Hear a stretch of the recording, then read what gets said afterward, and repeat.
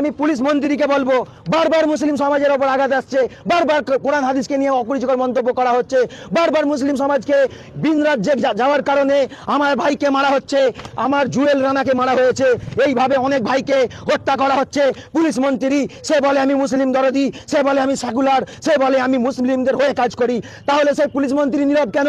সেই মমতা ব্যানার্জি নীরব কেন? সেই রাজ্যের প্রশাসন নীরব কেন? আর রাজ্য প্রশাসন যখন মুসলিম সমাজ আন্দোলন করে, যখন ওয়াকফ নিয়ে আন্দোলন করে, কলকাতার সিপি তখন দেখতে পায় এবং ধরে ধরে জেলে ভরে। তাহলে এই অসীম সরকারকে কেন জেলে ভরা হচ্ছে না? পুলিশ মন্ত্রী মুসলিম সমাজের বিরুদ্ধে অ্যাকশন নিতে পারে, কিন্তু এই কট্টর হিন্দুত্ববাদীদের জন্য এদের জন্য ছাড় দিয়ে রেখেছে। তার কারণ এই ভারতবর্ষে নয়, সারা পৃথিবীতে এই পশ্চিমবাংলায় কিন্তু মুসলিম নিধন চলছে। আগামীতে মুসলিম সমাজ একজোট হচ্ছে এই নাপাক শক্তির বিরুদ্ধে আন্দোলন করে তোলার জন্য। আমাদের অল ইন্ডিয়া তৌহিদি জমাতের পক্ষ থেকে হাসিবুর রহমান সাহেবের নেতৃত্বে আমাদের আন্দোলন চলছে, আমাদের আন্দোলন চলবে।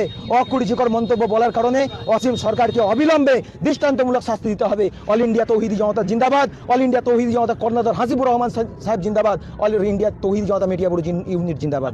আমার নাম শেখ মোহাম্মদ সালমান হোসেন, আমি মেটিয়াবুরুজ ইউনিট এবং দক্ষিণ 24 পরগনা জেলা সেক্রেটারি শেখ মোহাম্মদ সালমান হোসেন।